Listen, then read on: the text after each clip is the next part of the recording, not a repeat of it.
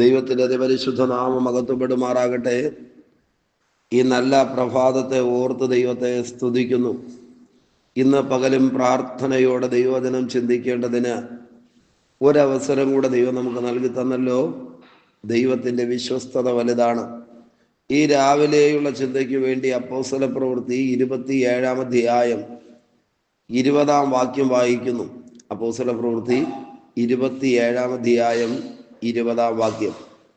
വളരെ നാളായിട്ട് സൂര്യനെയോ നക്ഷത്രങ്ങളെയോ കാണാതെയും വല്ലാത്ത കൊടുങ്കാറ്റടിച്ചും കൊണ്ട് ഇരിക്കയാൽ ഞങ്ങൾ രക്ഷപ്പെടും എന്നുള്ള ആശയൊക്കെയും അറ്റുപോയി.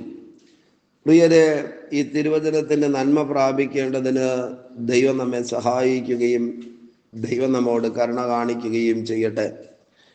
അപ്പോസ്തല പ്രവൃത്തി 27-ാം അധ്യായത്തിനകത്ത് പൗലോസും കൂട്ടരും കടലിലൂടെ സഞ്ചരിക്കുന്ന ഈ യാത്രയാണ് വിവരിച്ച് എഴുതിയിരിക്കുന്നത്.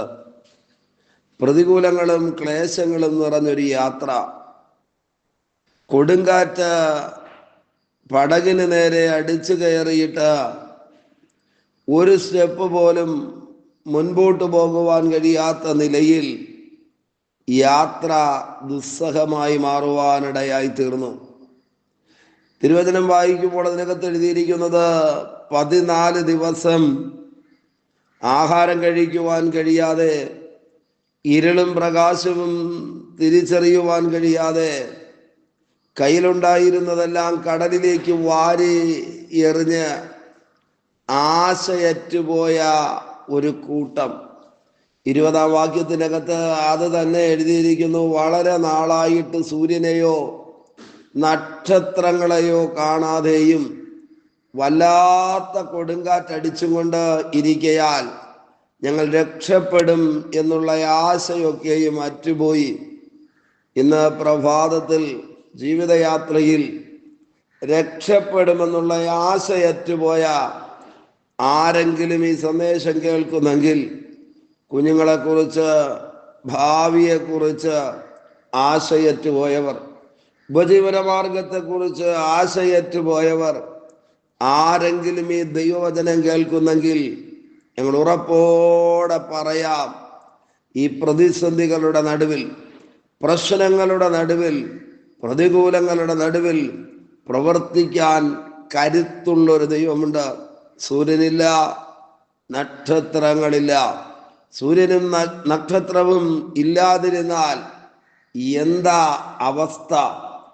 എപ്പോഴും ഇരുളിൻ്റെ അനുഭവം. രാത്രിയും പകലും തിരിച്ചറിയുവാൻ കഴിയുന്നില്ല. ഇരുളിലൂടെ കടന്നു പോകുന്നവർ ആരെങ്കിലും ഇന്ന് പ്രഭാതത്തിലുണ്ടോ? ആ ഇരുളിനെ നീതി സൂര്യൻ പകലാക്കി മാറ്റാനായി പോകുക. ആമേൻ. മാത്രമല്ല, കൊടുങ്കാറ്റ് അടിച്ചു കയറിക്കൊണ്ടിരിക്കുന്നു. എത്ര ഭയാനകമായ അനുഭവമാണ് എന്ന് നാം തിരിച്ചറിയണം. കൊടുങ്കാറ്റെന്നല്ല, വല്ലാത്ത കൊടുങ്കാറ്റ് അടിച്ചു കൊണ്ടിരിക്കുന്നു. ഇതിത്രയുമായപ്പോൾ പടകിനകത്തുള്ള ആമേൻ പടയാളികൾ ഉൾപ്പെടെയുള്ളവർ അതിനകത്തുണ്ട്. രക്ഷപ്പെടാമെന്നുള്ള ആശ അറ്റുപോയി. ഇന്ന് രാവിലെ ആരെങ്കിലും വേദനയോടും കണ്ണുനീരോടും ഭാരത്തോടും ഉണ്ടെങ്കിൽ, ആശയറ്റുപോയവരുണ്ടെങ്കിൽ, തിരുവചനത്തിന്റെ വെളിച്ചത്തിൽ ഞാൻ പറയാം, ഈ സമയത്ത് പ്രവർത്തിക്കുവാൻ ആർക്കും കഴിയത്തില്ലെങ്കിലും ഇടപെടുന്ന ഒരു ദൈവമുണ്ട്. 20-ാം വാക്യത്തിൽ ഇതാണ് എഴുതിയിരിക്കുന്നതെങ്കിൽ 23-ാം വാക്യത്തിനകത്ത് പ്രതിസന്ധികൾക്കകത്ത് വട്ടം ചുറ്റുന്ന കപ്പലിനകത്ത് പൗലോസ് ഒരു വെളിപ്പാട് പ്രാപിക്കുകയും ആ വെളിപ്പാട് ഉച്ചത്തിൽ വിളിച്ചു പറയുകയും ചെയ്യുകയാണ്. 23-ാം വാക്യം വായിക്കുമ്പോൾ പൗലോസ് പറയുന്നു, എൻ്റെ ഉടയവനും, ആമേൻ, എൻ്റെ ഉടമസ്ഥൻ. രണ്ടാമത്തെ പദം ഇതാണ്, ഞാൻ സേവിച്ചു വരുന്നവനുമായ ദൈവത്തിൻ്റെ ദൂതൻ. ആമേൻ. പൗലോസ് പറയുന്നത്, എൻ്റെ ഉടയവൻ മാത്രമല്ല, ഞാൻ അവനെ സേവിക്കുകയാണ്. അങ്ങനെയൊക്കെ പറയുന്ന ആരെങ്കിലും ഇന്ന് പ്രഭാതത്തിൽ ഈ തിരുവചനം ശ്രദ്ധിക്കുന്നെങ്കിൽ നിശ്ചയമായിട്ടും ഇതൊരു വിടുതലിന്റെ പ്രഭാതമായി തീരട്ടെ. അടുത്ത പദം പറയുന്നത് ആമേൻ. ഈ രാത്രിയിൽ എൻ്റെ അടുക്കൽ വന്നു. ആമേൻ. ഏത് രാത്രിയില? നക്ഷത്രങ്ങളില്ല, സൂര്യനില്ല, ജീവിക്കാമെന്നുള്ള ആശയറ്റുപോയി വല്ലാത്ത കൊടുങ്കാറ്റടിച്ച് പ്രതിസന്ധികൾക്കകത്ത് കിടക്കുമ്പോൾ ദൈവം ഭക്തനെ മറന്നുപോയില്ല. ദൈവം പ്രാർത്ഥിക്കുന്നവനെ മറന്നില്ല. ദൈവം തൻ്റെ പൗലോസിനെ മറന്നില്ല. പ്രതികൂലങ്ങളുടെ നടുവിൽ ആവലാതിയോടെ ആരെങ്കിലും ഈ സന്ദേശം കേൾക്കുന്നെങ്കിൽ തിരിച്ചറിയുക, ദൈവം മറക്കാത്ത ദൈവമാണ്. കൂട്ടായ്മ കൊടുക്കേണ്ടതിന്, ബലപ്പെടുത്തേണ്ടതിന്, നാളകളെ കുറിച്ച് പറയേണ്ടതിന്, ആശ്വസിപ്പിക്കേണ്ടതിന്, അന്ന് രാത്രി ആ പ്രതിസന്ധികളുടെ നടുവിൽ ദൈവിക ഇടപെടലുകൾ ഉണ്ടായി. അഥവാ ദൈവത്തിന്റെ ദൂതൻ ഇറങ്ങി വന്നു. അങ്ങനെയാണെങ്കിൽ പ്രിയര്, ഈ വേദനാജനകമായ സാഹചര്യങ്ങൾക്കകത്ത്, പ്രതിസന്ധികൾക്കകത്ത് നമ്മുടെ ദൈവം മാറി നിൽക്കത്തില്ല. അവൻ ഇറങ്ങി വരിക തന്നെ ചെയ്യും. അവൻ തൻ്റെ ദൂതന്മാരെ അയക്കും. അക്ഷരാർത്ഥത്തിൽ അത് അനുഭവിച്ചിട്ടുള്ളവർക്കായി ഞാൻ ദൈവത്തെ സ്തുതിക്കുന്നു. ആമേൻ. ഇന്നും ചെയ്യുവാൻ ദൈവം ശക്തനാണ്.